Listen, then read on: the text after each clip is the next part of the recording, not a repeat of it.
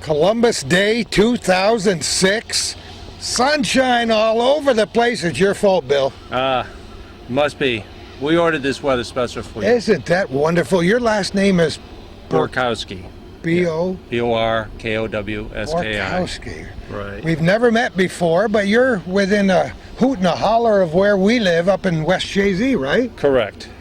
Absolutely. How did you get hooked up with the Adirondack Scenic Railroad? Well, we're in Lake Placid today. This it's been quite a journey for me. As a little boy, I started out loving trains. Didn't we all? Oh yes, and it was a dream of mine to someday drive. And after I retired in Connecticut from the telephone company, we had a chance to come up here and actually buy a railroad station to live in, and that's where we live in West Chazy, in the railroad station. Come on, we got to visit that sometime. Oh yes, and from then on, I found out about the Adirondack Scenic Railroad looking for volunteers. I came down here and started volunteering. In the year 2000, I started. So 6 years ago, I started, and now I am a qualified engineer, conductor, and operations manager here. Isn't that neat? Oh yeah, so my dream is coming true. I was telling Calvin on the way up here, we spent a lot of time talking about railroads. Yes. Over the years, we've been doing this program over 9 years. I have Calvin for many more than that. We've talked about railroads. We've seen pictures of railroads. We've visited railroads. We've interviewed people. We've done a lot with model railroads. And some of the guys in the clubs down there volunteer up here, I heard, every once in a while. We did. Yes. Several of the guys from the Peru area. Correct.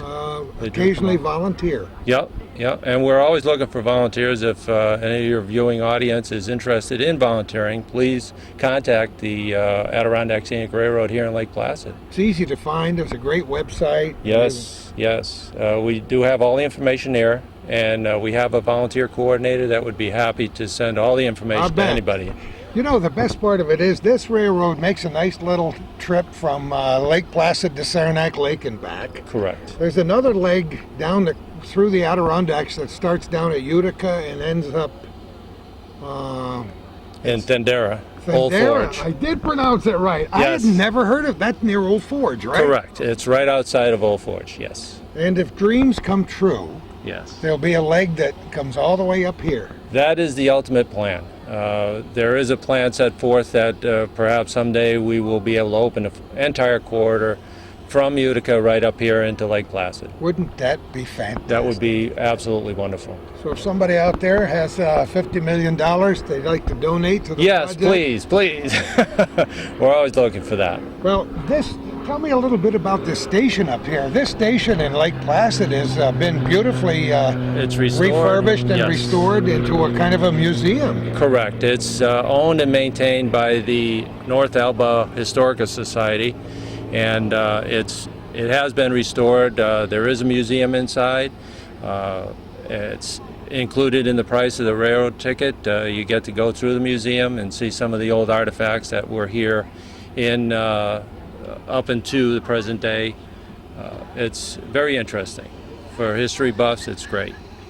Why is it important to keep this train alive? Wow. For a million reasons. I know. There is a million reasons, and one of them is that the young people of today just don't know what a train ride is. We've got people here all the time. Isn't that strange to me? Yes. Yeah. Growing up in the railroad era, of course, we all have at one time ridden a train. But we get so many youngsters in here that just have not ever been on a train.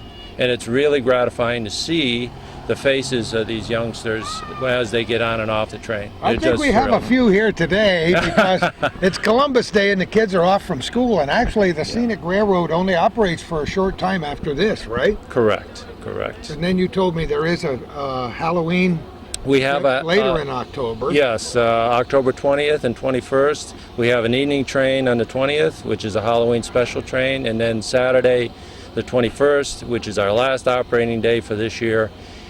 We will have a Halloween train for the children and the adults. Well, now must have taken some time and money to restore these tracks enough to keep this run going between Lake Placid and Saranac Lake. Correct. The tracks and right-of-ways are actually owned by the state DOT, and The train itself is run by the AR or ARPS, which is the. Oh, no kidding. Yeah, so we maintain the railroad equipment, but the tracks are maintained by the state DOT.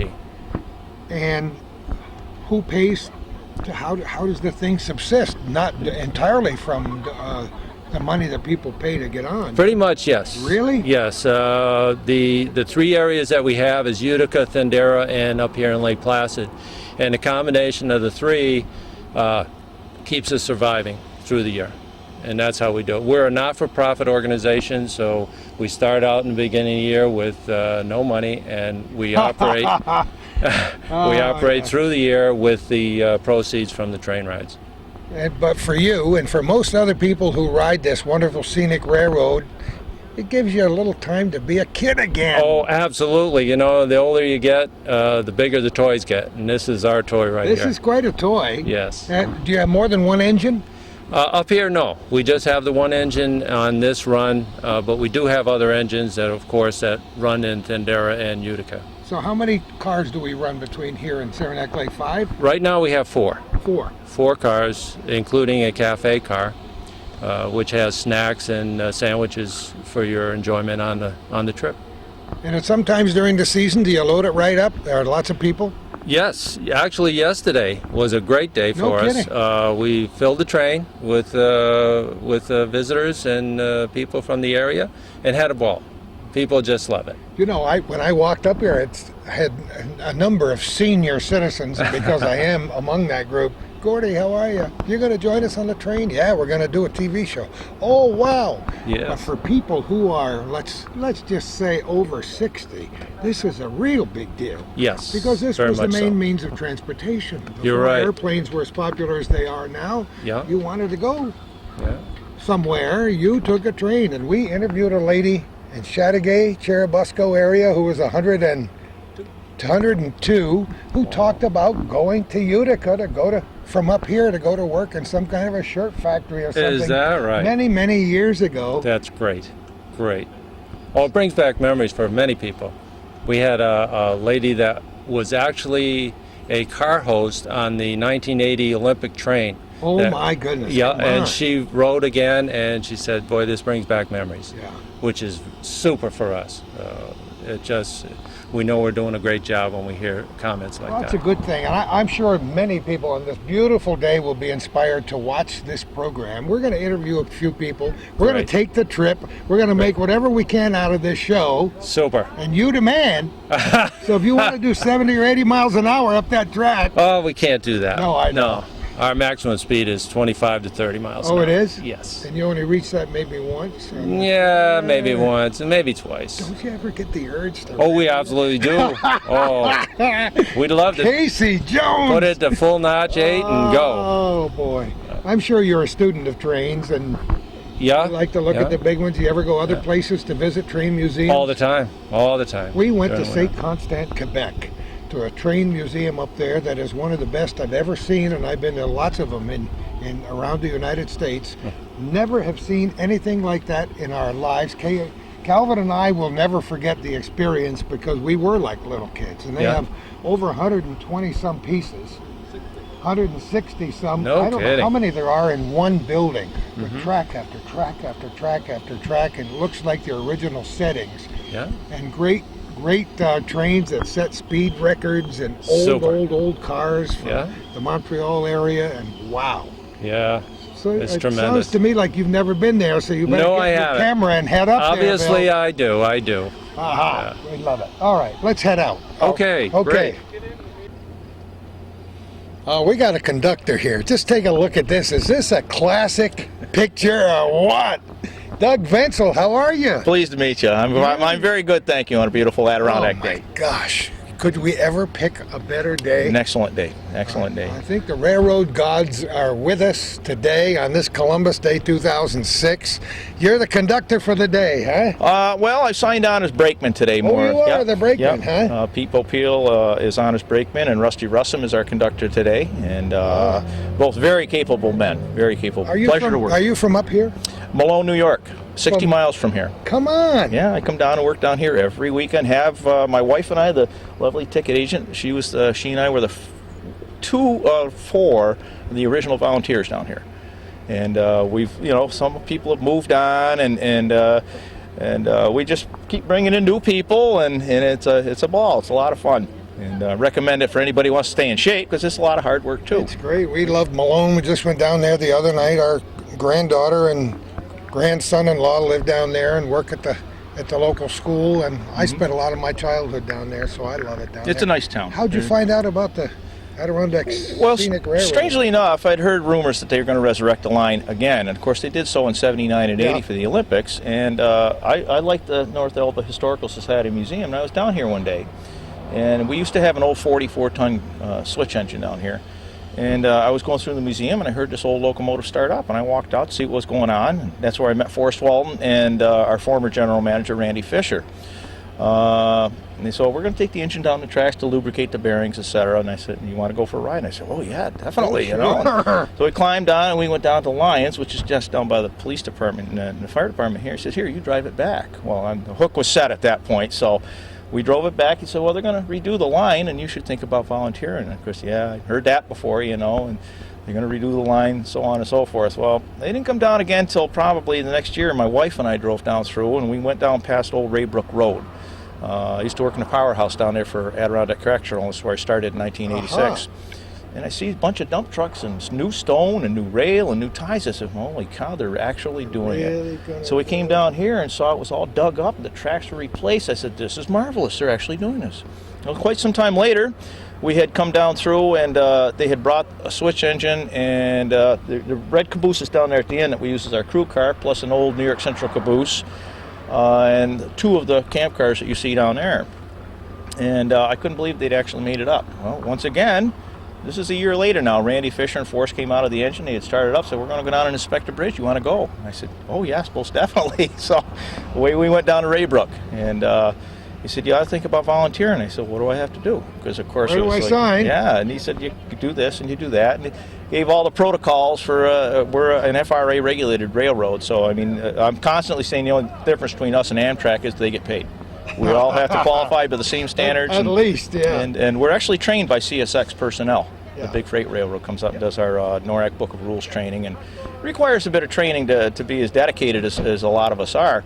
But it's definitely a worthwhile cause. And I started as a car host and worked the first 2 months we were open in 2000. The following year took the NORAC Book of Rules and signed on as trainman, and you had to qualify with 15 trips on a known territory. And then you move into student conductor, and then conductor, and then ultimately to engineer is what I am now with Billy and Forrest and Dick Wild. But it takes it's dedication, because there is classroom training. You can be away from home for a couple days at a time, and you have to get what we call seat time in the engine. That's actually running with a seasoned pilot or an engineer. And we had some very good ones. Tom Carver, our general manager, Pete Snyder, Dennis Wisnowski, who sadly had passed away on us last year, and Stan Smale. We had a lot of good engineers up here. And we were taught very, very well. And as a result, we had some very high-class people working on this railroad. We're going to have so much fun today. And that train that leaves, what, about 11:30? 11:30, yeah. We got a about little time minutes to look around inside, and then we're going to head down the tracks, and we're going to talk to you again, Douglas. Oh, excellent. Thank you so much for being with us today. Well, thank you for stopping. You couldn't have picked a better day. I love it. All right.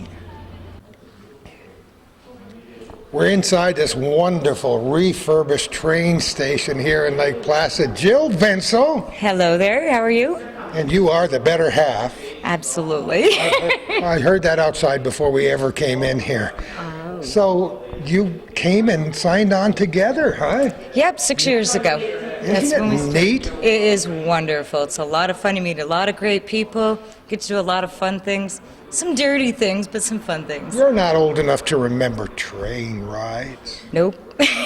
Boy, I've taken so many great train rides in my youth and lived next to a train station down in Westchester County, New York. And, you know, in those days, the steam train was king.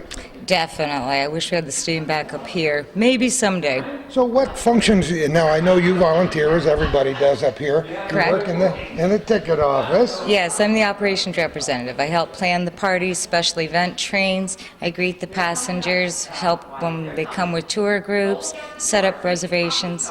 Just have a great I time. heard you had almost a sellout crowd yesterday.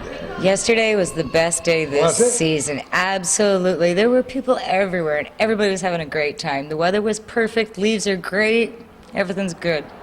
Now, the Historical Society takes care of this museum, and this is very neat to walk into an old train station that's been rehabbed this nice. Yes. And I walked in and we heard a piano playing. Somebody was actually playing live. That would have been my other half. Really? Yes, not only is he an engineer, but he's also a piano player. See, I didn't know that, or I would have hassled. Oh, I'll hassle him up in the engine. There you Yeah. go. Would you like to meet Jennifer, the museum director? I would. She's the young lady who takes care of this beautiful building. We got time. Alrighty. Go find her. Alrighty. Jennifer! Okay. Jennifer, what's your Yeah. last name? Van Benskoten. And I hope there's not a spelling bee after this is No, over. there won't be a test. Well, I know everybody's smiling and happy the sun is out today. Yeah. Isn't it wonderful to be here? It's a I nice day. love your museum. Thank you. We've worked very hard in this building. Now, is this the North Elba Historical? The Lake Placid North Elba Historical Society, yes. Now, how did you get involved with this train project? Well, we're not actually involved with the train project. We rent the ticket office of the museum to the railroad. We own the building, and they rent the ticket office from us so they can use it and people can see how the train station You're a actually part of the package. Yeah, whether we you are, like we it or are. not. Well, tell me a little bit about the museum. What's in here when people... There's a lot of neat stuff in here. It's a restored 1904 train station. This year, we made some major changes, some upgrades to the exhibit. We did this sign right behind your cameraman there from the Hotel Albert. That was an original sign hanging in one of the original hotels in Lake Placid here. Love it. So do we. That's why we put it right here. Wow. Everybody loves this sign. Just fits. It's advertising all the businesses. They think it's from around 1909 to 1911. We also have a very nice exhibit of antique agricultural implements up here above the ticket office. These are all things that were things that were most likely used on farms here in town. And my favorite piece is that Adirondack guide boat that was made by Albert Billings. Isn't that neat? Somebody donated that? I believe somebody donated that a long time ago. That boat dates to about 1895. They don't make them like that anymore. Oh, it's got to be a kick for you to be involved with not only with the Historical Society, but with this train station museum. I love to see them. I love to see it when it's packed. I love it when there's a bunch of people in here and they're looking at all the exhibits and they're looking at the agricultural stuff, and I love seeing a lot of people in here. We understand that yesterday was a very busy day. Yeah, I've never seen so many people in this station at one time before. You know, talk about nostalgia. I was looking behind Calvin under the sign and some old school desks. Yeah, we have this. Certainly take me back to my childhood in the old schoolhouse. Yeah, I hear that a lot. We hear that a lot from people. These are antique school desks we set up for our children's corner here, and we get a lot of parents taking pictures of their children in here. They think it's a hoot. Oh, isn't that great? Some of the other things you have, I know you got a piano, and I know you got a pump organ, Yep. which is neat in that room, and I saw some old clocks and lanterns. And Yep. how many rooms are there in here? Are there several rooms? Or There's this room, there's our music room, and then there's our country store room. And the country store room, we have an exhibit set up to look like an antique country store, and we've got some antique rustic furniture in there as well. I love it. Jennifer, thanks for taking a minute. I know we put everybody on the spot, but you guys are just terrific. Have a you. great day and a wonderful Yes, life. you too. Are you riding the train? Yes, we Good. are. Have a good time. Don't try to keep us off it. Check out the open air car because it's a beautiful ride. On a day like today, you'll love it. The open We'll air walk car will through. be wonderful. Thanks, yeah, you'll Jen. love it. All right, thank you. Bye-bye. We're almost at the engine, baby. Is your hand twitching or what? Oh yeah, we're ready to go. How can you give me an idea, something about the history of this engine? Before This is an Alco locomotive that was built here in New York State by Alco Locomotive Works back in 1964. And it's a Alco SD or an Alco Century 424. It's 2,000 horsepower. We carry 2,000 gallons of fuel on board. That's about it. I guess there's enough fuel to get us to Saranac Lake and back then, Bill. Well, just about. You know, we stop for gas every trip. Oh, you do. Not really. I love it. Let's get aboard and have some fun. What do you say? Absolutely. Let's Okay, go. Let's do it.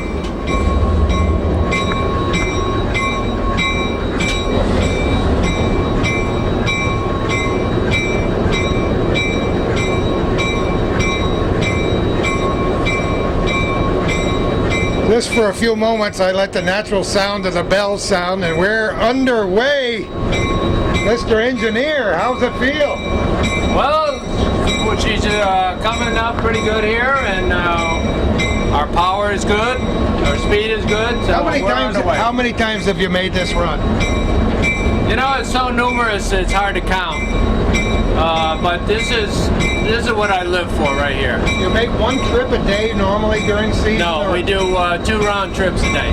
2 round trips a day? Yes. So how far is it from here to the Saranac Lake Station? 10 miles. 10 miles right from here to the station. Just a minute, I gotta check the brakes here.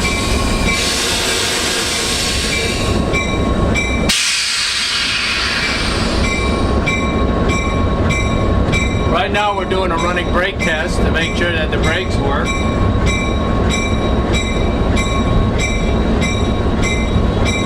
And they are working. An engineer can tell when the brakes are coming on the train.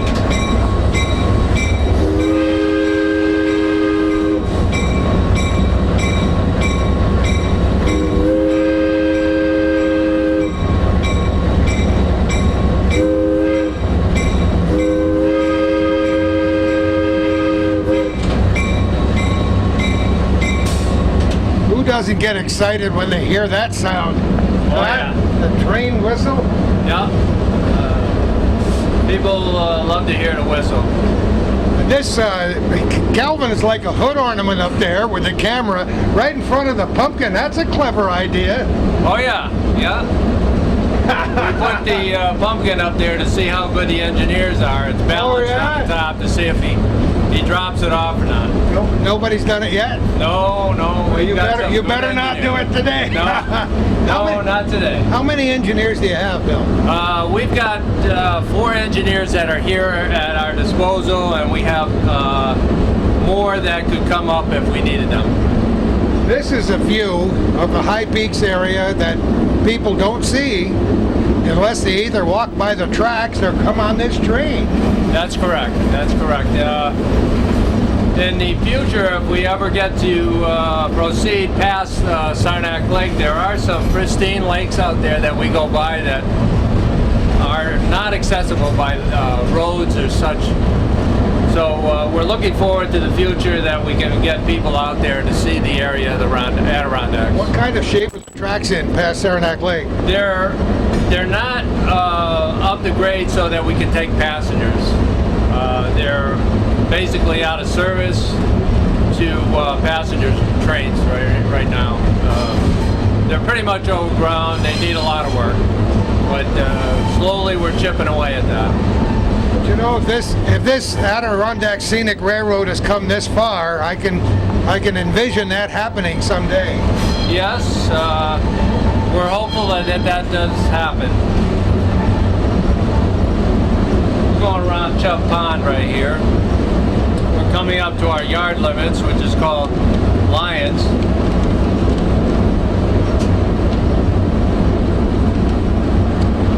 Right now I'm going to make my report to the conductor. All right, by all means, do it. Yes.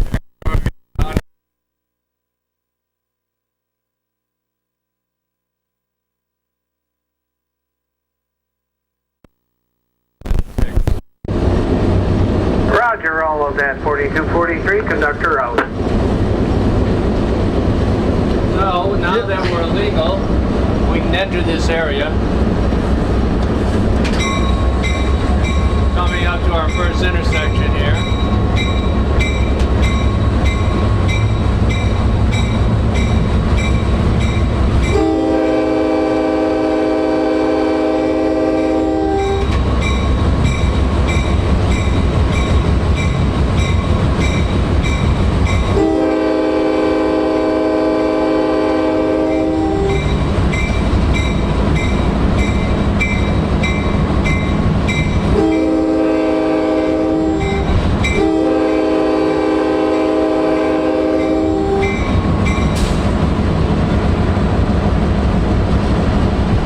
Start accelerating up to our maximum speed at 25.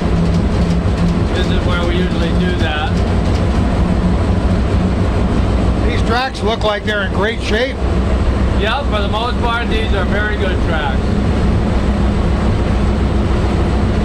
Does somebody have to walk these tracks once in a while to check them out and make sure everything's Yes, all right?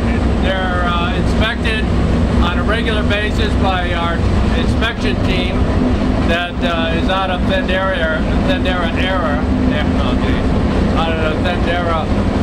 area, and they do ride the tracks constantly to make sure that they're safe for our travel. Right now we're going 25 miles an hour. We're going to make a turn to the left here, and we're going to start down our steepest downgrade, which is 2%. 2% being 2 feet for every 100 feet we travel. I don't think the average person has any idea the great power that an engine this size has. Well, that's true. The train does have 2,000 horsepower, and something that people don't realize is the stopping. 4243, as you are well aware, we are well past Rule 98 territory at Lyons.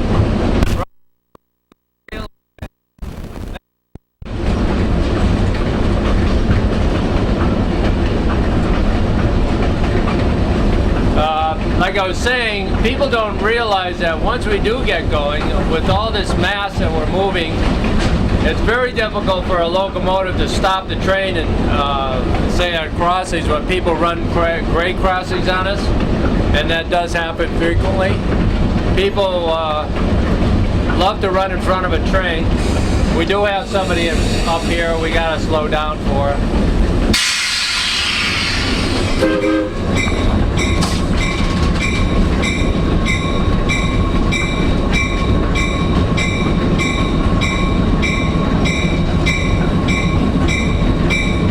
Looks like a workman, maybe. Yeah, they're out cutting trees for the power lines. They come out periodically to make sure that during the winter the trees don't fall on power lines. This is the main power for Lake Placid that comes right through here. Oh, it does. Yeah. They're normally well clear of the track so that they're not restrictive. We can still get through fast. Over on the right-hand side here, as we come through this area, is a known beaver problem. Up here, there's a beaver lodge with, we think, more than one beaver living in it. And what happens is they build the dams across this stream, and they flood this whole area. At one time, this was flooded so bad that the water level was over the tracks. Come on. Oh yeah. They're amazing creatures, aren't they? They really are. You can see the dam that they built right Oh yeah, I across can here. see it right here, yeah. And the hutches that they live in is back there. They also get under our bridges here, and they build a dam right under the bridge. That's what's backing up this water on the right-hand side. If you look on the left-hand side, there's also beaver dams over there. So they're very busy little creatures, and they do cause a lot of problems with the I know railroad. every now and again they have to come out and break down the dams, and We do this on just about a weekly basis. no kidding. Yeah, the volunteers get out here with picks and shovels, and we break them apart to get the water level down. But inside of 3 days, it's back to normal. They are very engineering, and They're industrious little buggers, aren't they? They really are. You bet. They love to come back out and build up their dams and bring the water level back up.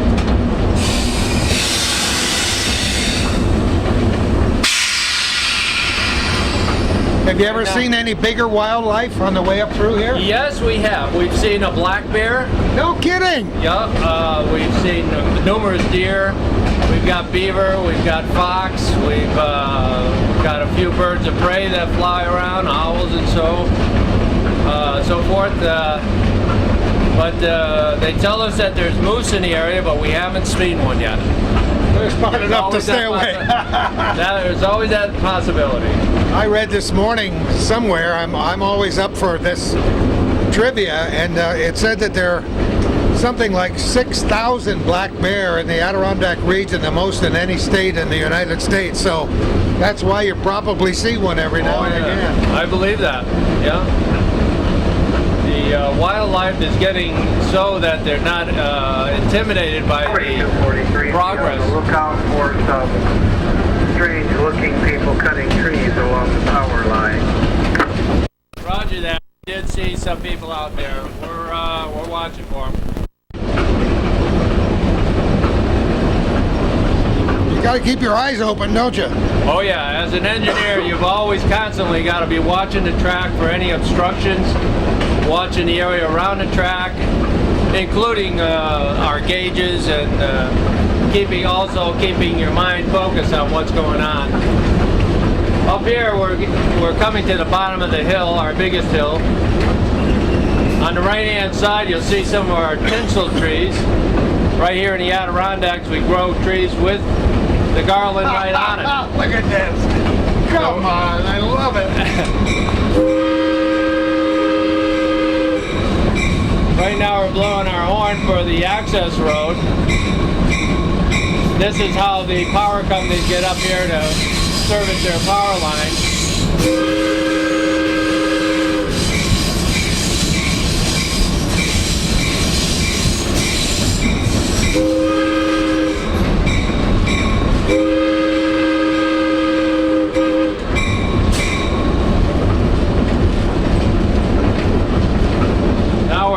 Into the area of Raybrook, New York,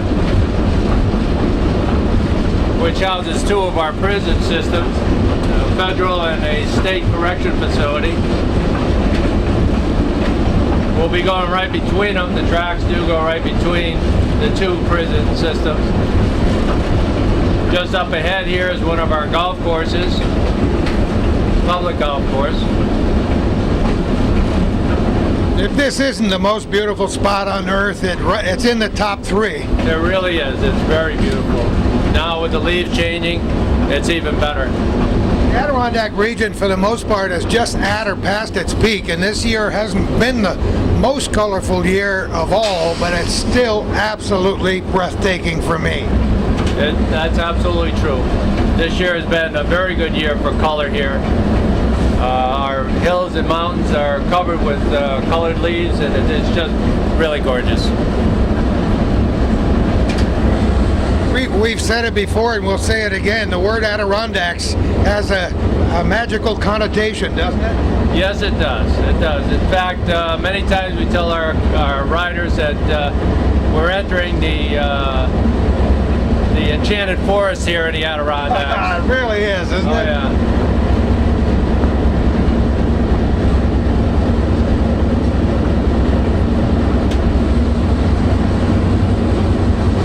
We haven't lost Calvin up there yet. No, he's still hanging on up front. I wonder if he's got a chill factor up there.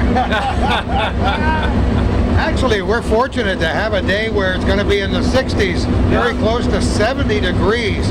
That's pretty good for Columbus Day. That's absolutely true. The weather has cooperated with us for the last 3 days, and it's been really beautiful.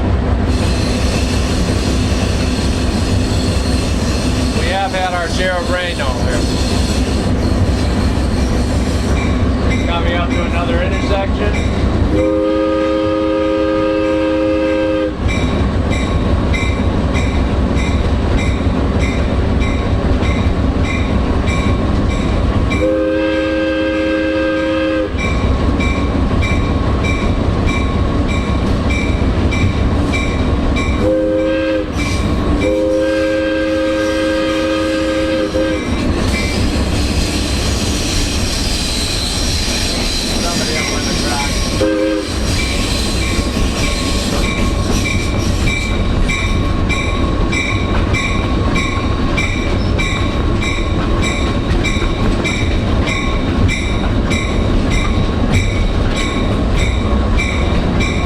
For a hike with a kid and the dog. Yeah, it looks like they're walking their dog out there. Something very important, I think, to promote safety along railroad tracks. People don't realize what dangers there are. That's absolutely true. actually owns 50 feet on both sides of the track here as a right-of-way. And it is illegal to walk on the tracks here. Just for that reason, it is very dangerous. You never know when the trains are going to come through here. There are some spots that you have to be quite a bit clear because of the narrow bridges and stuff. So you have to be very careful when you are walking on tracks.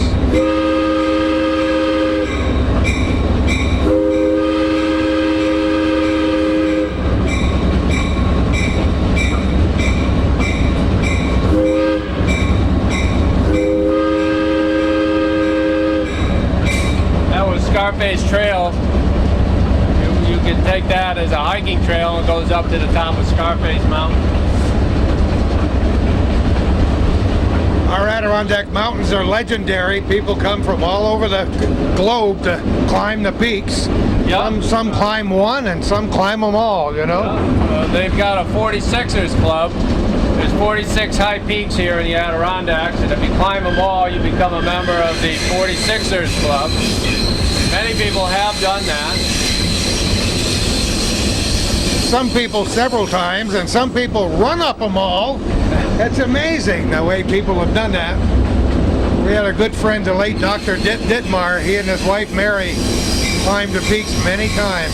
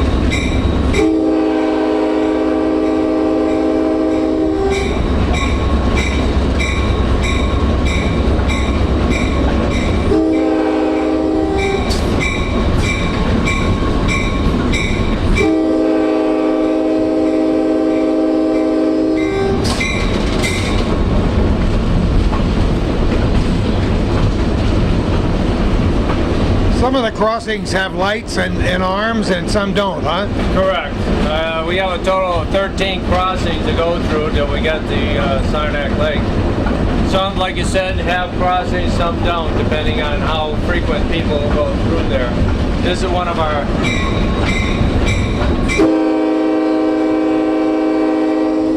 worrisome crossings right here.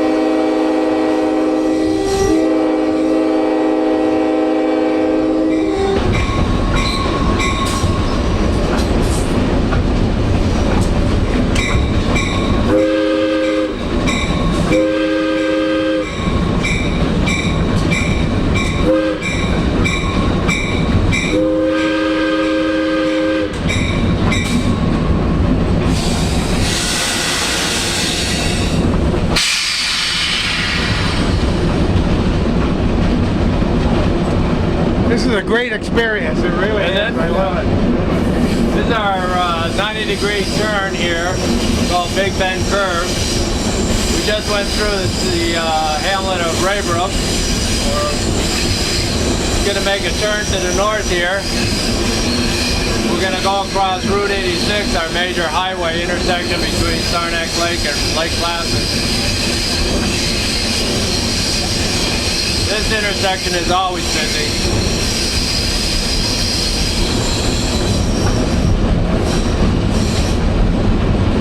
Have you had any close calls while you've been doing this, Bill? Yes, there have been.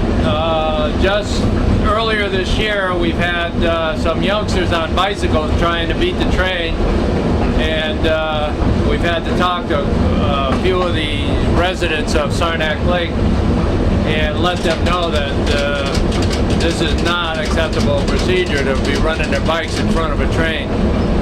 So yes, we have had problems with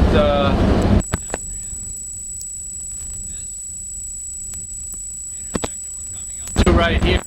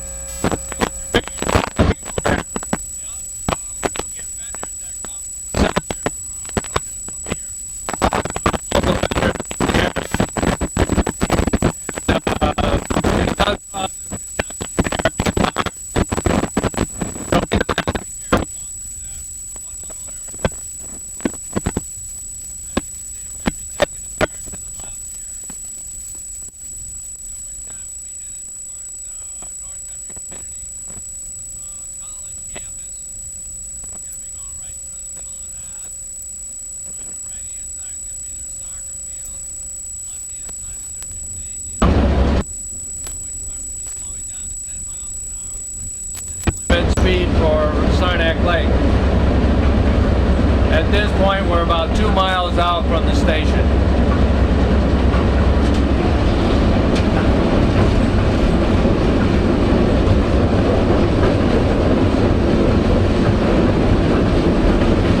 This body of water over here on the right-hand side is all caused by beavers. As you can see, all these trees are dead. The reason for that is that they get flooded out. The beavers actually flood the trees and they die because their root systems can't get the nutrients it needs, and the trees actually die there.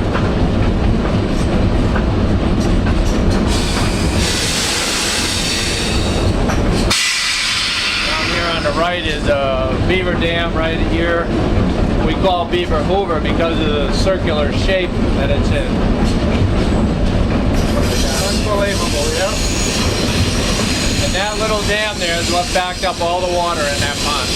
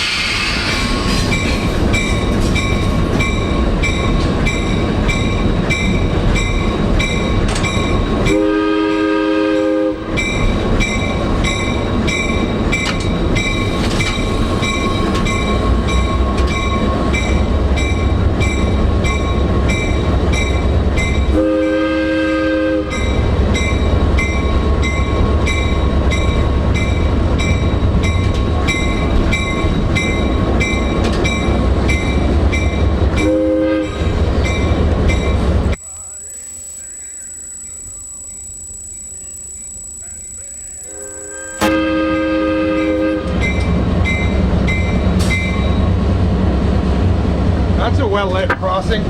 Yeah. That was our North Country Community College right there. Not much going on today. No. It's Columbus Day 2006. That's why we have so many kids on board. Yes. The senior citizens are here just because they want to be. Yeah. We get all ages to ride the train.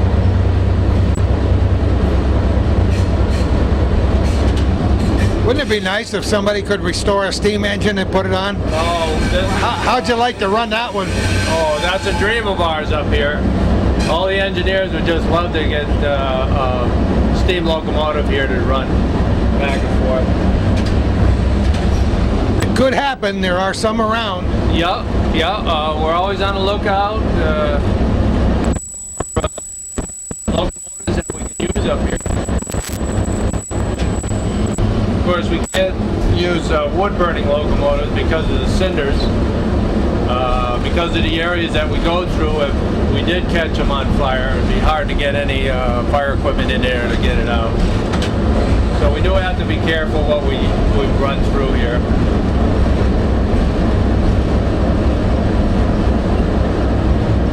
As you can see, we're coming into Saranac Lake, the city itself. Our maximum speed here is 10 miles an hour. In numerous crossings. You're going to have to take Doug and go to that Expo Rail up in St. Constant, Quebec. You got to promise me you'll do that. Yeah. And we'll talk about it next time we do this experience, because it's if I love it, you're going to go crazy. Well, have you been to Strasbourg? Oh yes. Yeah, that's like Railroad City down there. Wonderful.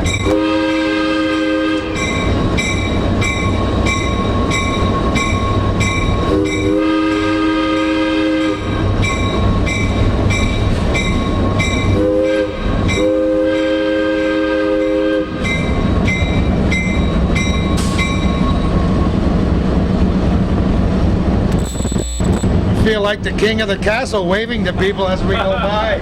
I've always wanted to do that. Well, I remember as a little kid standing by the tracks and yeah. have them blow the whistle and wave back. Wow. Many times we bring youngsters up here in the engine to just get a feel for what it's like. And I think back about when I was a youngster, and just like as you said, I used to stand by the tracks and just wish that someone would stop and let me come up and take a look. This is something that kids never forget. Their association with railroad Absolutely trains. right. Never forget. Anything we can do to get them to continue the railroad heritage would be a plus in my book. You know, I want to mention several times as we make this trip today how important it is to volunteer in any big or small way. How would they get a hold of you? They can call the number here in Lake Placid, which is 518-523-4237, or they can get go on the web at AdirondackRR.com.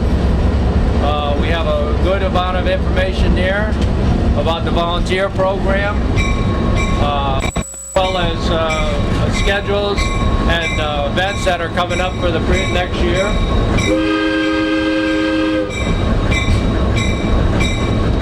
Or they can call the Thendero or Utica office and get information from them also.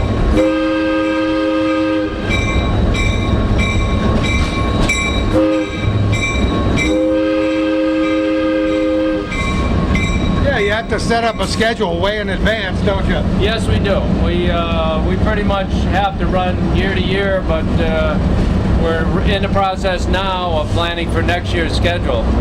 And brochures have to be printed and so on.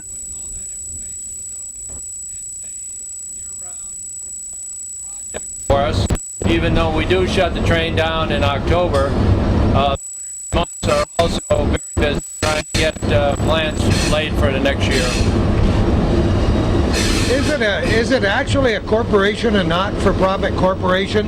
Yes, it is. Yes, this is all not-for-profit railroad, and we do the best we can. Hopefully, it'll continue on into the future. God, we can only hope so. Yeah. You've been involved for what, 6 years? 6 years. 4243, you are approaching Rule 98 territory at Moody. Roger, 98 at Moody. Very nice ride on the way down, sir. Thank you.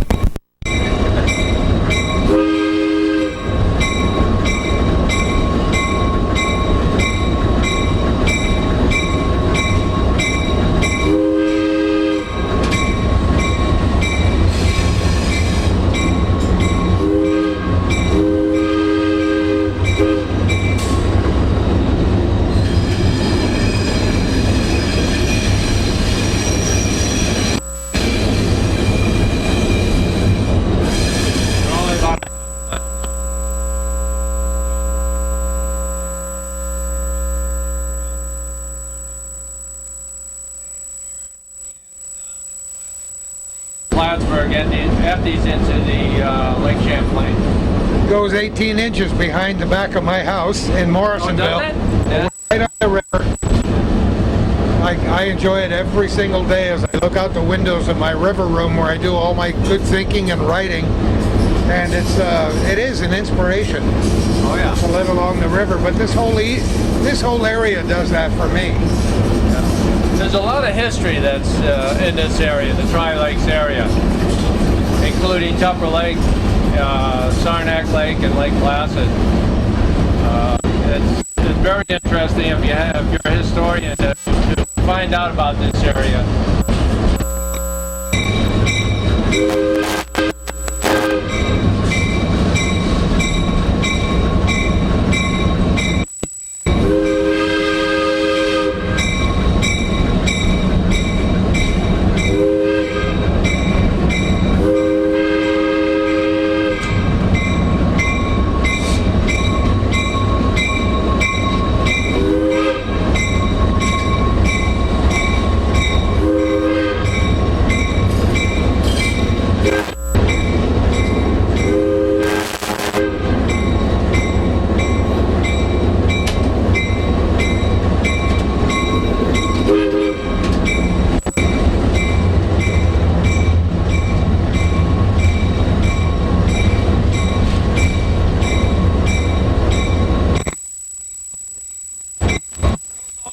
Switches.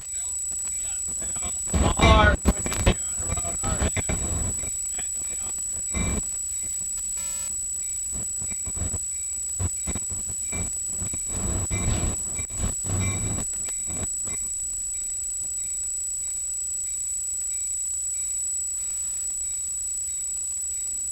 Another beautiful old building here. Yes, this is restored and hooked up very well.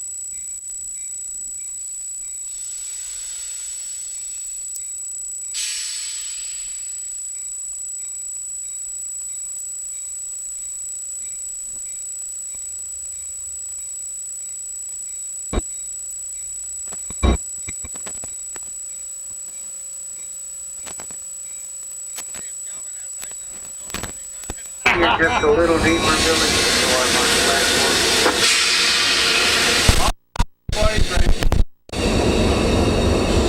We'll let him come back in and thank you for that part of the trip.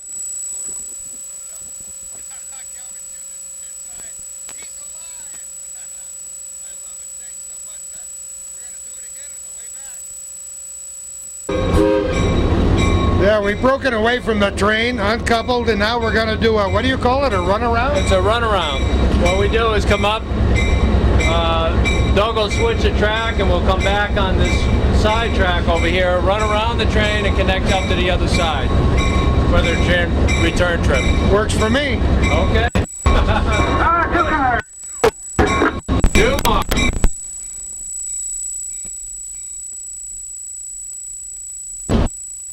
Train use this track at all? Bill? No. Only one. Just maintenance. The maintenance time is come up here. Stop.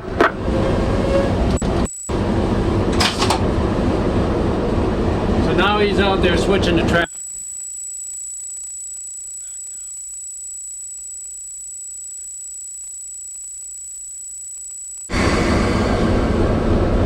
More, Billy. One more.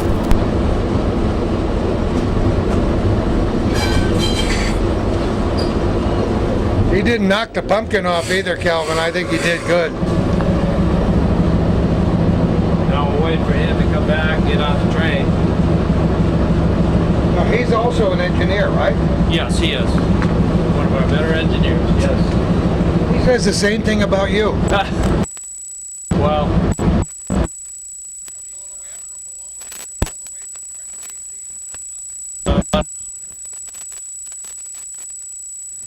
I do it every day. Quite good. What did you do for a living? 43, let's go 3 cars Go ahead. south to the crossing. Green and across, here we go.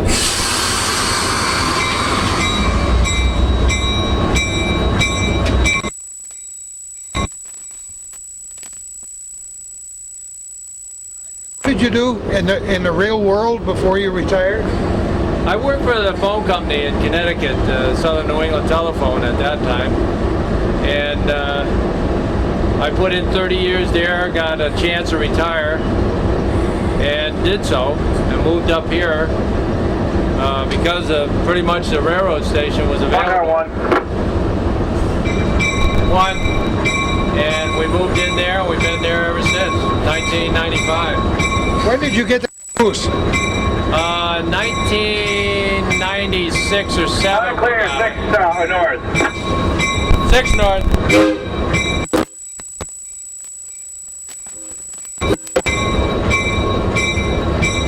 In 97 we got it here. We purchased it in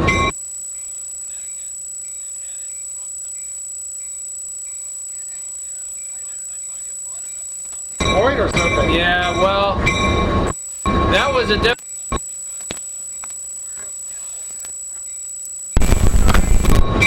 It had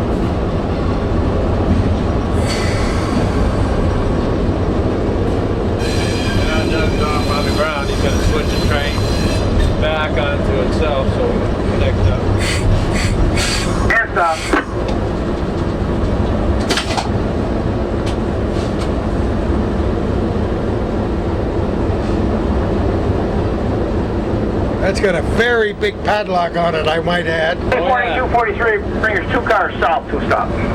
due south, there we go.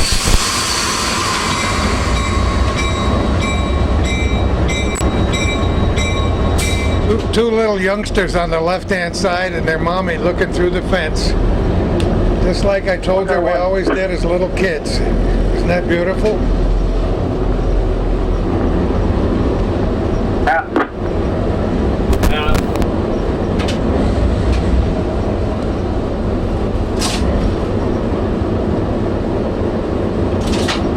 That's good, 43. Bring her to a stop.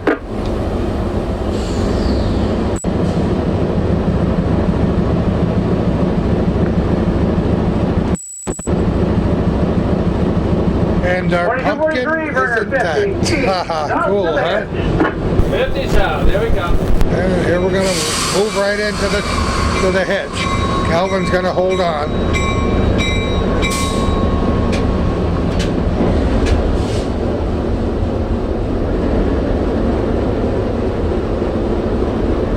And white. 10. What a neat process. And 5, 4, 3, 1. Keep going. Got it hit. Give it a stretch. Got a stretch. 3 step, please. You got it. I'm proud of you. You did it again for Oh, yeah. the 4,353rd time. That's about right. Isn't that great? So now you wait a while. The people that came on the train are gonna walk around town for a half an hour or so. Oh, he's got the good watch. Look at this. Oh, baby. We've got 30 minutes now, quarter to 1, we'll be heading back. Oh, you gotta love it. We're all set up, ready to go.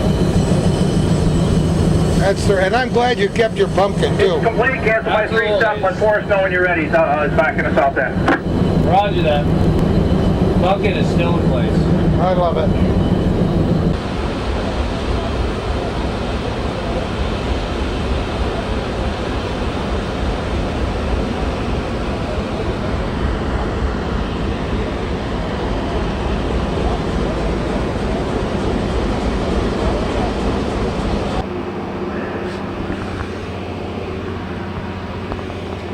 We have made our way into the train station, and this is completely restored here.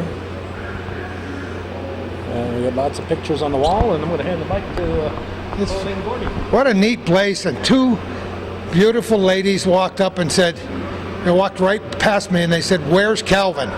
We want to see Calvin. We hear it once in a while, but we never see Calvin." It's wonderful. The Ampersand Hotel, St. Regis Hotel, Saranac. And look at these beautiful statues over here. Is that cool? It's so great to see these old train stations as they've been restored. And I told Kay I'd take some digital photographs of the train station up here today because she spent her childhood growing up in Saranac Lake, and I'm sure a lot of time in and around this very train station. Some of the buildings nearby are from Trudeau's, and those people watching this program know about the Trudeau's and the TB help that they gave people from all over the United States. Matter of fact, curing in Saranac Lake is all part of it right here on the wall. Neat stuff.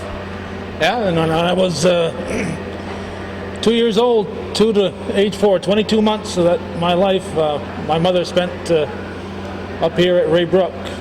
Really? Yeah. Your mother had TB? Yes. Wow. I guess it worked.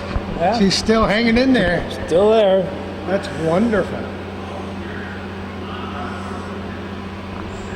What was it like on the front of the train, Calvin? I was going to ask you. Did you shudder a little bit?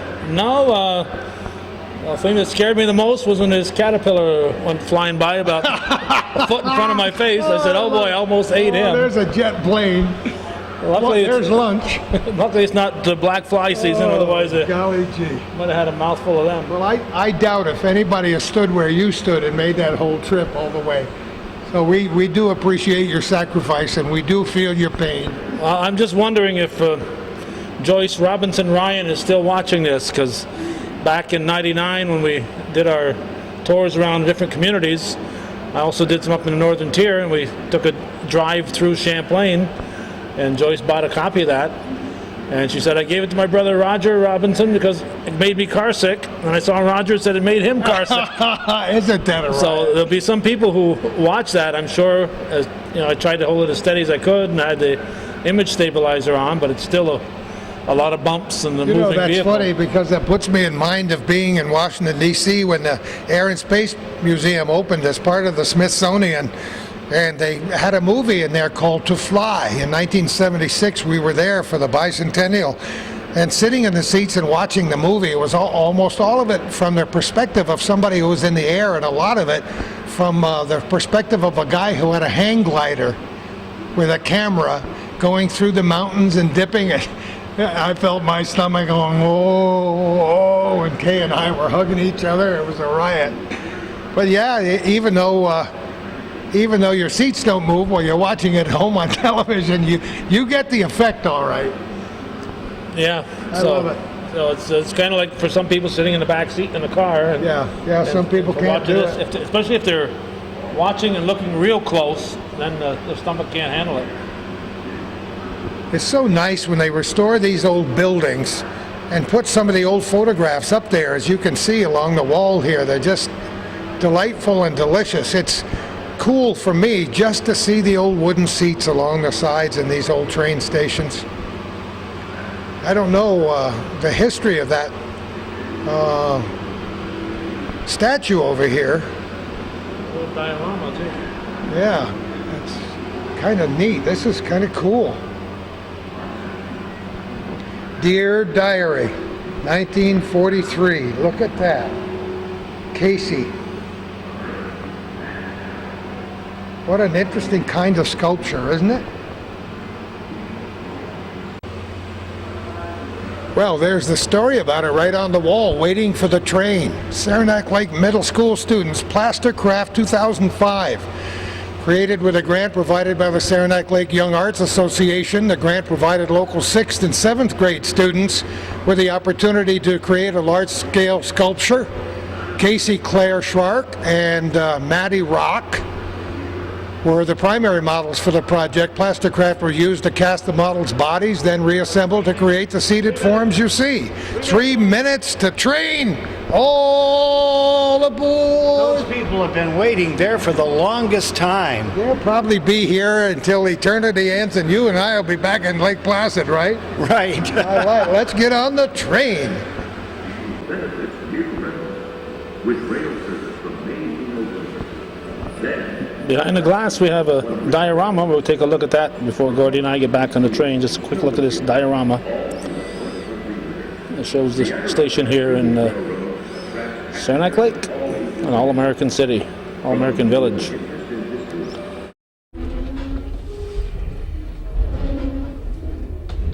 We're underway and on our way back from Saranac Lake to Lake Placid. And the train started so smoothly as Calvin and I were walking, we didn't even hear it take off. It was on this end of the train where the engine was originally hooked, and then we did their turnaround. Came by a loop on the track and hooked the engine on the other end, and now Bill is on his way back, and we're going to take a little tour from one end of the train to the other as we go. Quite a few people on the train on this trip today, but not nearly the crowds that they had yesterday when they said the train was full. This is a wonderful and unique experience to be on a train in the Adirondacks.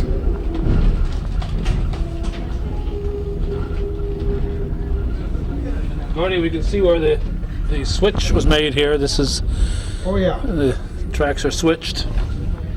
Yep, and that's done by hand switching, and believe me, nobody can just walk up and do that switch. I have to get a key out of the locomotive, out of the engine, go down and make the switch. They talk back and forth on the radio, and we were impressed at the number of checks and balances they have to make sure everything works perfectly on this train before it can get underway and after it stops, and every time they disconnect one of the cars. It's truly amazing. We got somebody making a lot of noise here. How we doing? Excuse us, why don't we open this back door so you guys can go out there Why, and get a sure. better picture? Oh, thank you. But you'll have to move your body and your... Yeah, we can do that. All right, we're going to go live here. We'll talk to Rusty. Come on out. Come on out, let's do it. There you go. Go ahead, Calvin. You want me to go first? Yep. Oh, what a beautiful day, Rusty, right? It's a glorious day. It's actually a great day to be alive and a good day to be in the Adirondacks, and we'll get to see some of the real nice color from here. See won't we? that blue sign we just passed? Yeah. Means I gotta talk to the engineer. Uh-huh. 4243, you are clear of Rule 98 territory at Moody. Didn't answer. There you go. Rusty, what's your last name? Russell. Rusty Russell? That's the engineer. That's the cab on the engine. We have a wireless mic so the people in the cab can talk to the train. Now, if you gentlemen will excuse me for a minute, I've got to find the ghost of Phineas T. McNasty. All right. A real train bus. This is a C424 locomotive, meaning 2,400 horsepower with 4 wheels on each truck. Once we clear our speed restriction in North Country Community. Well, I wish the public address system had been that clear on the Great Smoky Mountain Railroad trip that I took from Dillsboro, North Carolina to Bryson City about a month ago. We were on the club car and people were having such a good time that the cacophony of sound, singing and laughing and joke telling kind of overshadowed the guy in the public address system. You care to take a snapshot? Simply ask one of you to hit the train crew. They got The engineer really blew the horn. Phineas T. McNasty. We're pleased to T. meet you. McNasty. Been conductor on this line since 1904. Of course, I died in 44. Do you know they've got a car on this train that doesn't have any windows and they make people pay to ride in it? Never would have happened in my day. Never, never, never. All right, shall we follow him, Calvin? He's gonna scare the daylights out of him. Oh, he. McNasty here. Been conductor on this line since 1904. Died in 44. Oh my goodness, we got. Oh, we've got stuffed. We got kids. We got stuffed animals. We got all kinds of stuff on this. Yes, let's find out who they are and where they're from. What's your name? Jessica. Jessica what? Jock. And? Emily Parks. And where are you from? Malone, New York. From Malone, New York? Did you come up on the bus or with a family or? With family. Have you ever been on a train before? Yeah, a lot. Oh, a lot. Like an old timer, huh? Have you been on a train before? Yeah. How do you like this? It's fun. Is it? It's fun this time of year. It's nice to have an extra day off from school on Columbus Day too, right? Yeah. Where do you guys go to school? The middle school? I go to the Malone Middle School. I go to Brushton School. I graduated from high school in Moira, right nearby. You know Mr. Marlowe? Yep. Do you? He was my gym teacher. Well, he happens to be married to my granddaughter. So don't give me any stuff about him. What is he? He coaches boys soccer now, right? Yeah. I think so. Yeah. Well, that's great. See, we know somebody. We're great. I'm glad you guys are having a good time here today, and have a great school year. Okay, thank you. How would you like it if I said you didn't have to go back to school till November 13th? Like, I'd love it. Yeah. Ain't gonna happen, kids. See you later. Thanks. Bye-bye. Bye.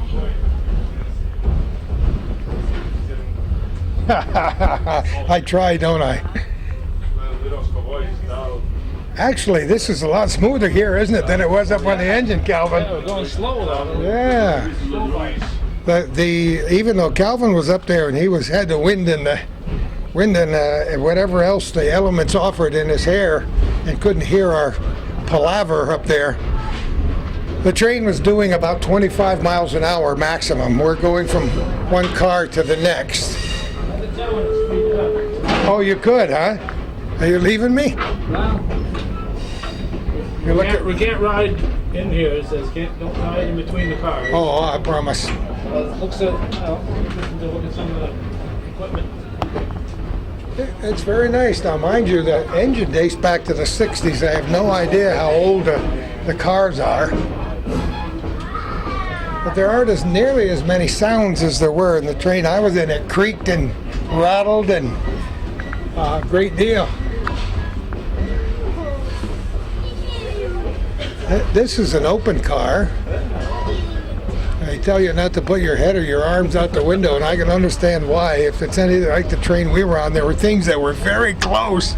Yeah, well, I know that. I was riding in the front. Oh, yeah. I was telling Doug one of the things I noticed was the small pines that are attacking the tracks there. So they got to go out every year, he says, and in fact they spend all summer keeping the tracks clear and cleaning out that area. This is the only train that goes on these tracks, and Bill was telling us that they hope to extend the run past Saranac Lake at some point in time. There are tracks still up there, but they'd have to be completely rehabilitated. But all the sides of the tracks up to the tree line, all that's going to be cleared out on an annual basis, and that's a lot of work, especially when you're talking volunteers. We were sitting up in the train, and before I ever saw anybody near the tracks, he saw every one of those people that was near the tracks. He's got the eagle eye. That's his responsibility. Yeah, that's his job. What interested me was right now we're going through one with a North Country Community College with a little rail that comes down that stops you from crossing. Yep. Some but of them don't. There were a few of them that didn't. I sure hope nobody comes through there today, because you were right there to greet them, huh? I'd be right there. Yeah. You were the official or unofficial cowcatcher for the day.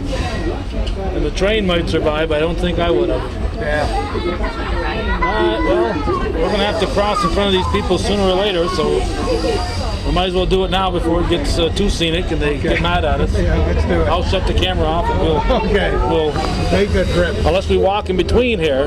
Yeah, crawl in between. you crawl on your belly. I was going to follow you, but Let's go okay. this way. All right. It was just being a pest. Oh, hey, I found a place to sit in the club car. Forrest, how the heck are you? Good. He just started growing that beard this morning, you know. Not bad, huh? He found out what... For about 35 years. Have you really? And it was a really cold day when you decided to do it, right? Yes. I gotta keep my face warm. Just being About lazy. 5 years ago when I first met him, he was only 25. Now look what working for the railroad for 5 years has done. You know, it'll do it. He does, they don't use an oil can on him often enough. That's his problem. Where do you live, Forrest? Right across from the train station. Do you? Yep. In Lake Placid? Yep. Well, that makes it pretty easy for you. Too easy sometimes. Fall out of bed and head over, huh? Right.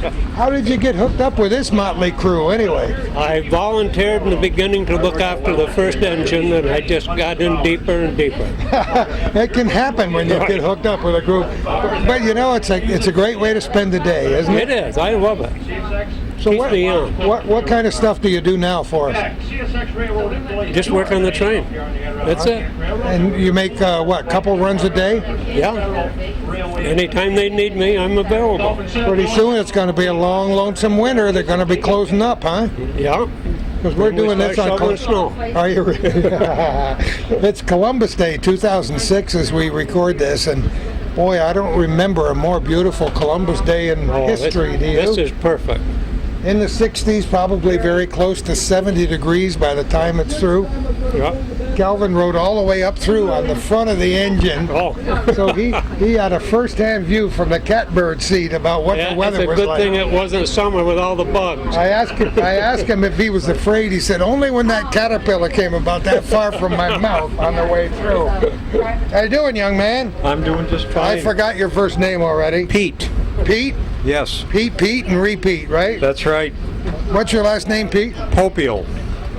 Popiel, like the Pope. I gotcha. Is that a native Saranac Lake name or what? No, I'm native of Pennsylvania. I moved to the North Country in 1971 and teaching at SUNY College at Potsdam, Crane School of Music. Retired from there 4 years ago. No kidding.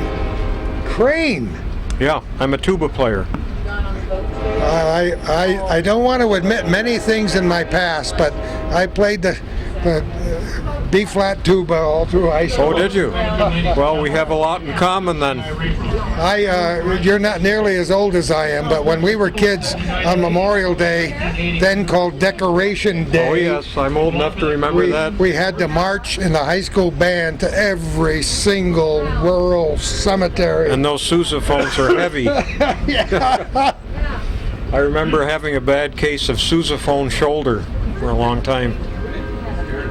John Phillip would be proud of both of us. I think, He would. He would. So how did, with that kind of, with those kinds of credentials, how the heck did you ever get hooked up with the Adirondack? Well, I had a great uncle who was a conductor on a passenger train. When I was growing up in western Pennsylvania, he worked on the Baltimore and Ohio, the B&O Railroad. Yeah. And I've always been kind of interested in trains, but I never got into model railroading like a lot of the fellas do. But I knew that they were starting this operation in the fall of 2000, and the first day they started up, I thought it'd be nice to take a ride, so I came over, and the first person I ran into was a former music teacher I'd known for years, Fred Baker. Oh, Fred Baker, yes, sure. And so I started asking him a lot of questions, and he said, if you're that interested, why don't you come over next season and just sign up? We're always looking for volunteers. And so the rest is history. Volunteerism takes on a special meaning when you hook up with this. Oh, it does. It does. It really does. But you know, I can't think of a more enjoyable way to volunteer. Oh, it's great fun. I just wish I lived a little bit closer so I could do this more often.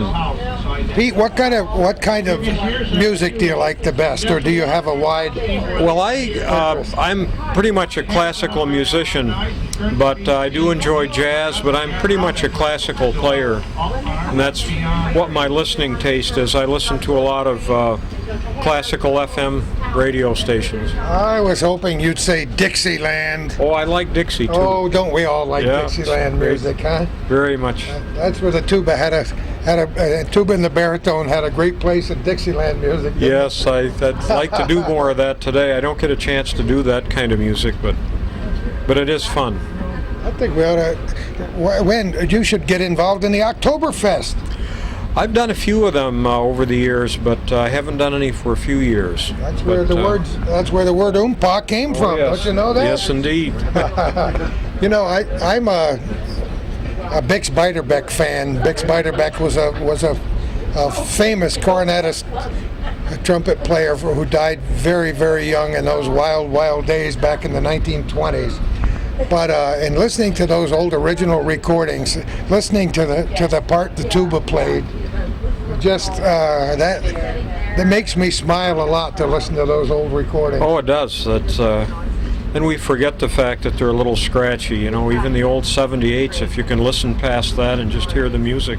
There's a great song called "Get Out Those Old Records." Those old records. They're a little bit scratchy and the tune's a little bit snappy, and you know. But it's good to listen. Yeah. Now, where did you get your education, your music education? Well, I did my bachelor's degree at State University College at Fredonia.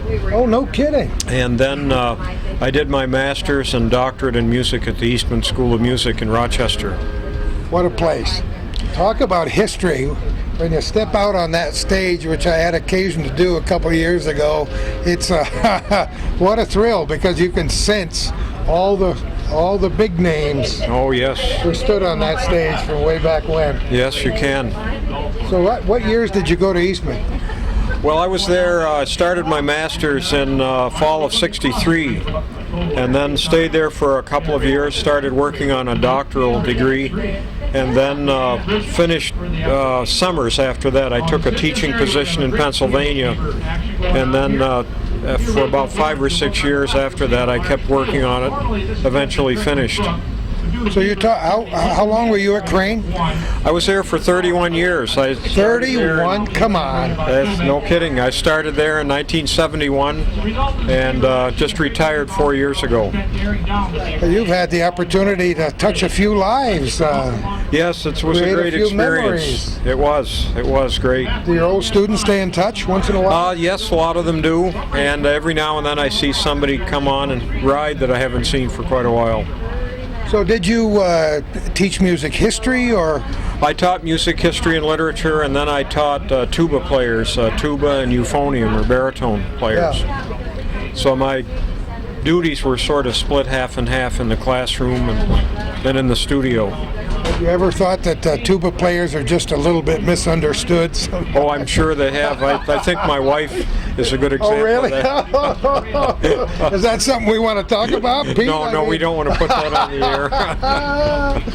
Oh, you know, I actually kept a sousaphone in my attic until about 5 years ago, and I realized those valves are never going to get pressed again, so I gave it away.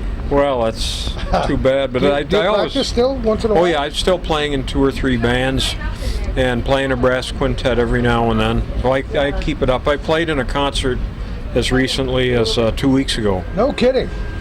Where? This is a group we have in Potsdam called the Northern Symphonic Winds. It's a small band or wind ensemble made up of music teachers and professionals in the area, music faculty at the college, and students. And we play usually 3 concerts a year. We do at least 2 of them as a benefit for charitable organizations. The one we just did raised some funds for the local Humane Society. Oh, isn't that great? It's a good thing. It's good. It builds up an audience and gives us a good focus.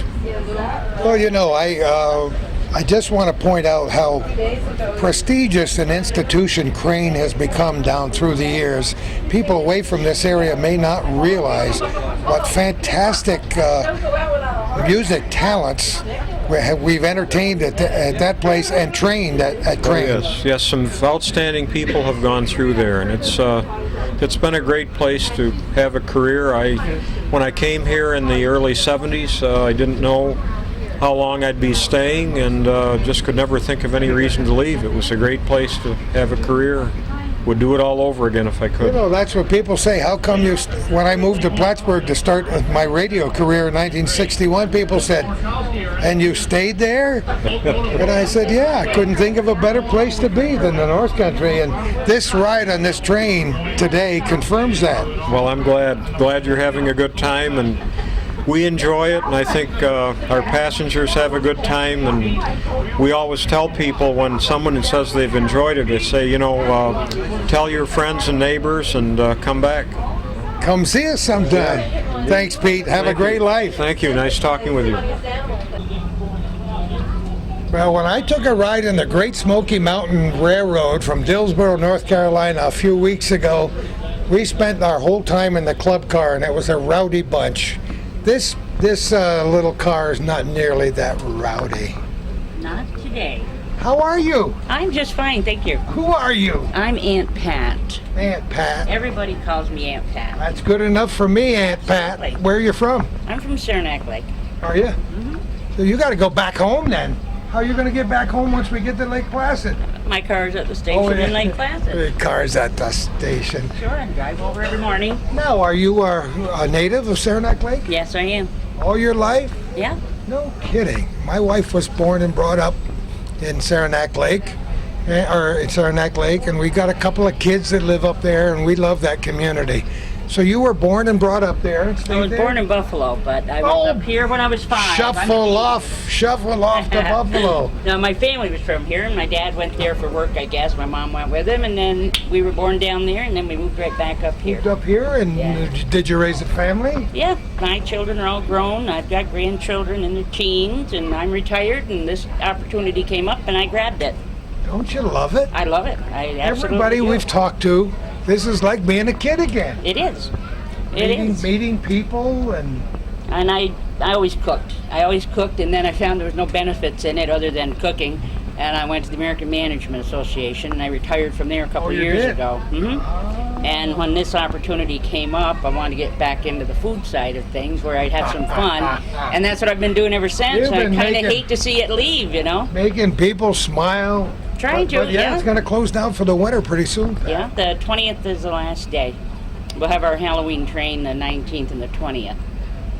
Well, you know, this is an experience that Calvin and I have wanted to take for a long time, and the opportunity arose today, and we're so thrilled. We have met the neatest people. It's great, and the weather's perfect. Couldn't ask for a better weekend, a nice holiday weekend, and the train has been packed. It's really been packed. I heard yesterday did you work yesterday? Yeah, I'm here every day. Yesterday was a big day. It was absolutely fantastic. I ran out of everything. Did you really? Great. Yeah, it was super. Super. And you do meet the nicest people. It's a lot of fun. So where are your kids? All spread around, or? They're in Colorado, Florida, and Woodstock, New York. So I have one a little close. One's a little close, and she and her family just went back. They were here for the weekend.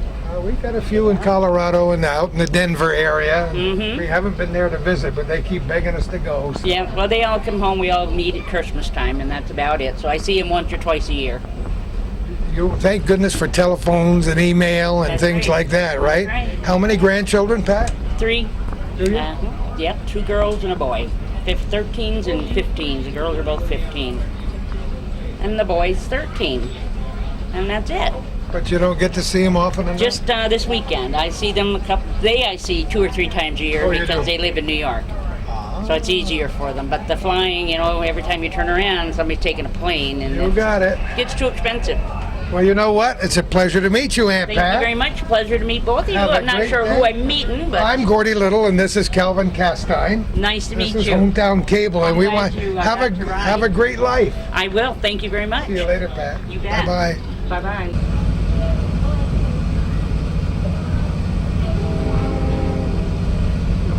This train seems to be going slower, Gordy? This train's going pretty nice and slow. We're getting into Lake Placid pretty soon.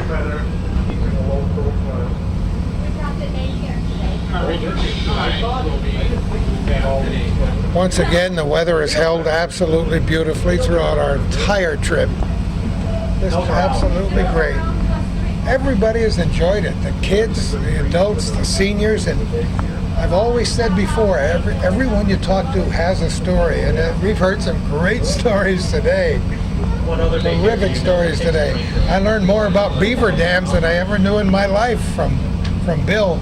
He was showing me every beaver dam and how every once in a while the tracks flood and they got to go and blast a beaver dam out of there and send the beavers on their way. Now they've seen an occasional bear and lots of deer and foxes and creatures along the railroad tracks, and he said they've had some very, very close calls with people trying to outrun the trains, and that's so sad. Most recently it had to do with kids on bicycles trying to outrun the train on bicycles. So they had to have a few chats with a few parents. And you know, people are attracted. Kids are attracted to railroad tracks. You didn't have any near your house on the Ridge Road, though, right? No.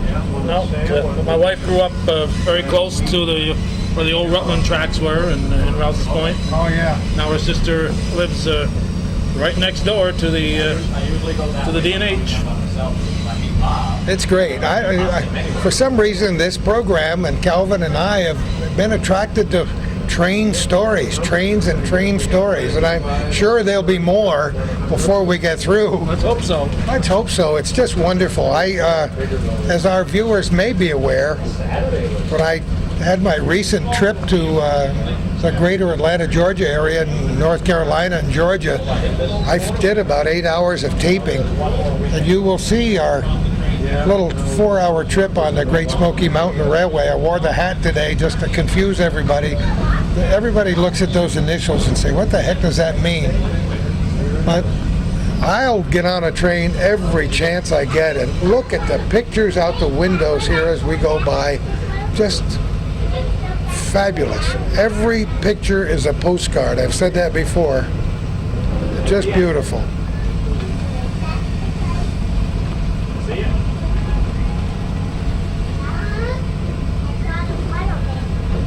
Can't even, this car is so smooth that you can't even hear the clickety-clack. It's almost soundproof in here. I heard it when I was riding on the front. Oh, I bet you heard a lot of things when you were riding on the front, huh? The Call of the Wild with Calvin. Right in front of the pumpkin. They had a pumpkin on the front of the engine. Have we found out how much this trip cost, buddy? Didn't cost me much. I know that. No, I have no idea. I should ask somebody, I guess. We got to find out before we leave, I guess. Well, It's an engineer's test. Oh, yeah? If the pumpkin falls over, then Well, that's what the engineers told me, and they haven't tipped it over yet, so I think it's a pretty good idea. I had the page that Calvin sent me that came off the internet, and I'm not sure it mentions the price, but it does. No, the adventure is a 20-mile round trip from Lake Placid Station to Saranac Lake Union Depot. Half an hour layover. It talks about both villages, and no prices are listed here. So we'll find out before we go, or at least make an attempt to find out how much it costs to get a ticket on this train. Whatever it is, believe me, it's worth it. We're almost home again, jiggity jig. I can see the school bus that we parked next to, Calvin. So I know we're here. So we know we had a bunch of kids from Peru Central School, as well as the two charming young ladies from Malone, or one of them from Malone anyway.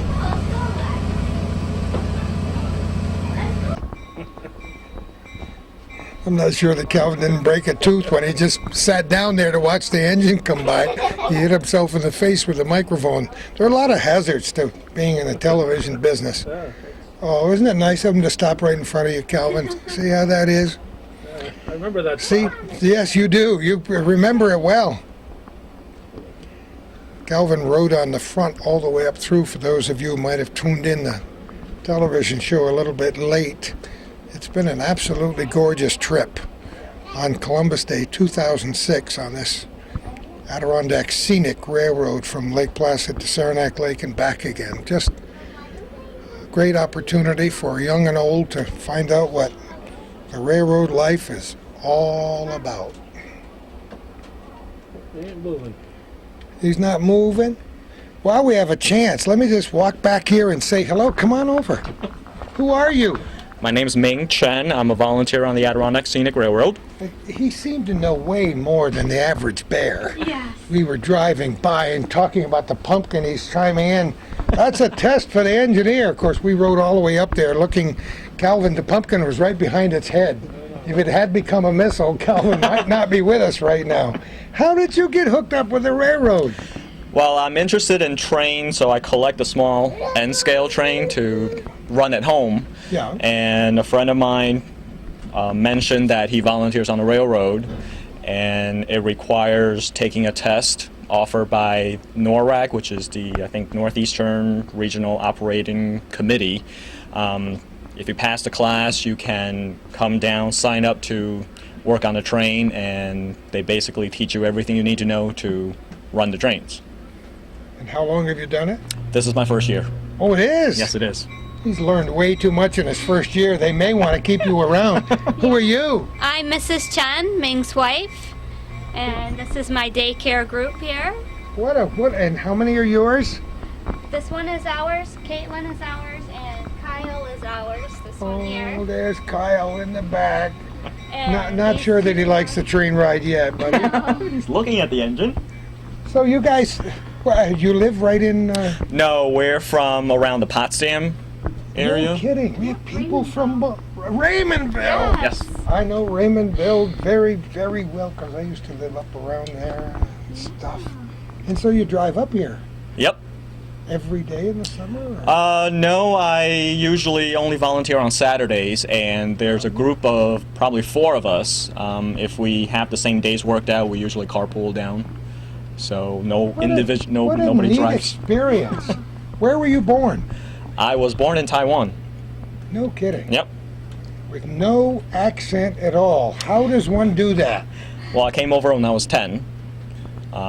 Still. That was 20 some odd years ago. Still no accent at all. And where did you land when you came over here? New York City. Came in Kennedy.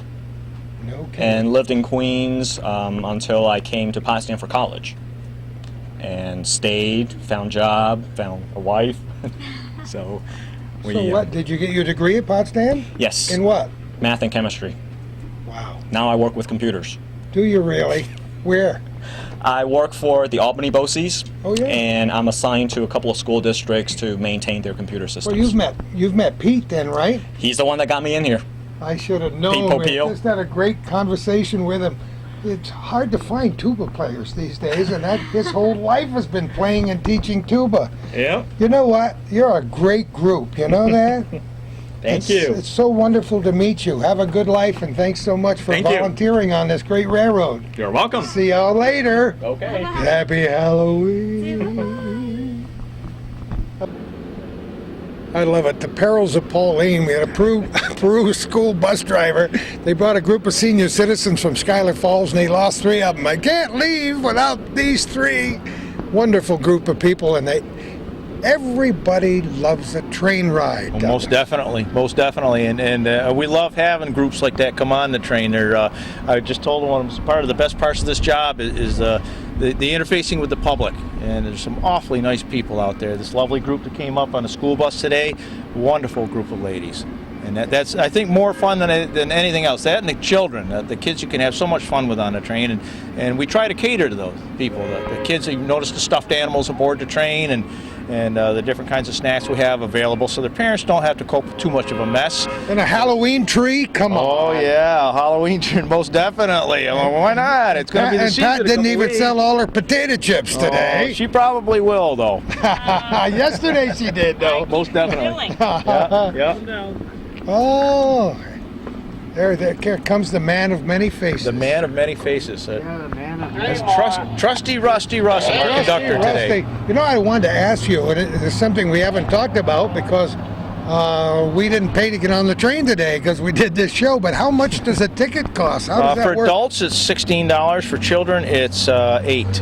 And there's a senior citizens discount. I think it's $15 for senior citizens. And every cent of that money goes back into the railroad. Being a not-for-profit organization, a great deal of money is required for car maintenance, locomotive maintenance, track maintenance, and whatnot. And every dime of that goes back into the line. Yeah, people who might ride the train just think all this. They take everything for granted. The train is here. The people are here. They all get paid big bucks. Oh, yeah. Wrong. We're all volunteer. There's very few paid people aboard the train. Bill Borkowski, our engineer, is the operations manager, but he's paid because it does require him to be here 5 days a week. He says he's really getting into this. He didn't realize what he was quite getting into when it started. He's good at what he does. I'm going to learn a lot more next year. Oh, he's already learned a lot this year, trust me. But he gets a lot of support from people, and he's done a good job this year. And morale is up, everything is up, ridership is up, revenue is coming up. It's looking better this year. And I don't know if it's because the public is becoming more aware of what we do here, or it's the support we're gaining from the public, and there's a lot of that. We frequently have people that are writing to us. We have a lot of cash donations that come in, private concerns, and because we get no tax money whatsoever on this railroad. I know, it's done through gift shop isn't it? and ridership. That's a lovely bunch of ladies right there.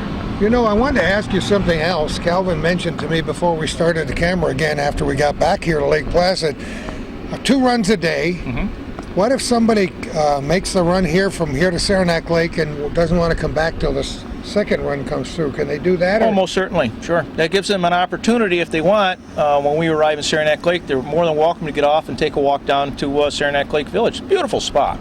And you got the Lake Colby, Lake Flower area to walk down through.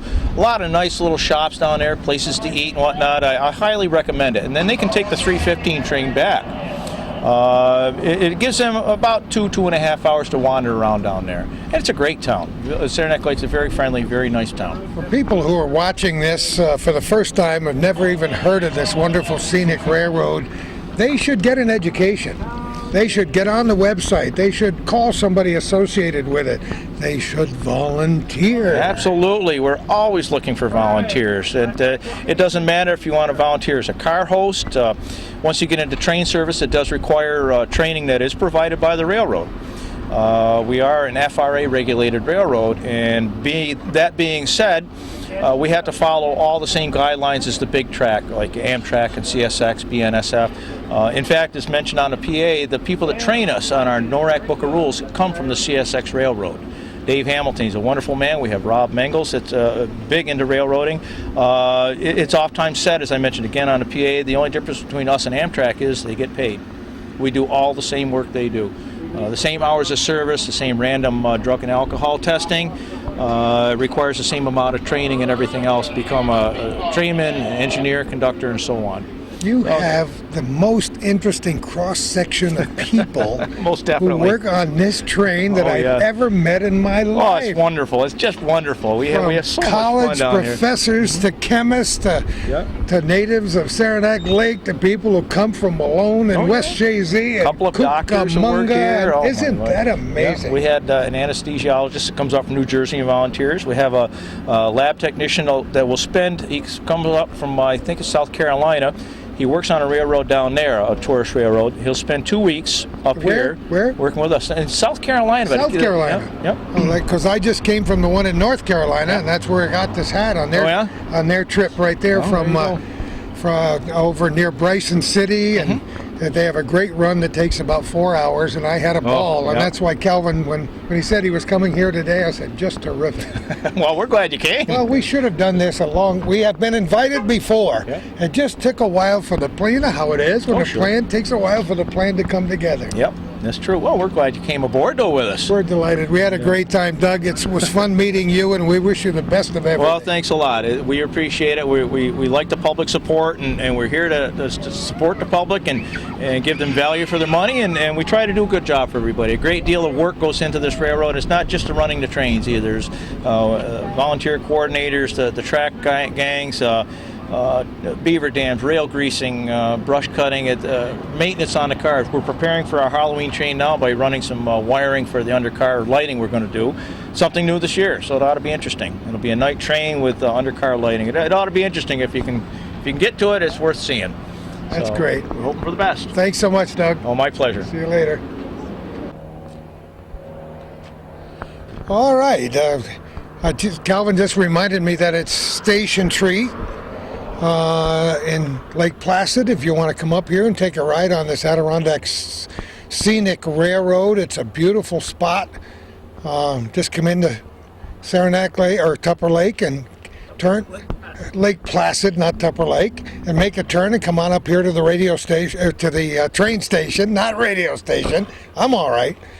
Reminder also that you can get on the train on both ends of this run, either here in Lake Placid or in Saranac Lake. It runs both ways. You can spend a little time in each one of these great Adirondack villages, look around, and then get on the train and come back home. I would like to thank Bill and everybody connected with this great volunteer railroad for taking us on the scenic ride today. We've enjoyed it thoroughly. We loved everything we saw. It gave us a brand new perspective on the high peaks of the Adirondacks.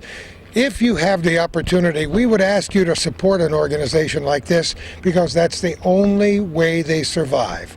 We're about to wrap it up from the Lake Placid station because I got tongue-tied at the end of the program and because it's a great show just the way it is. We thank you all for watching. We always enjoy your comments and your suggestions. And yes, Hometown Cable is viewer supported. We live on your donations plus the support we get from businesses around the North Country. So if there's any way you can help us keep this program going, we ask you to do that too. Thank you all. Have a wonderful day, and who knows where we're going to be next time for our little corner.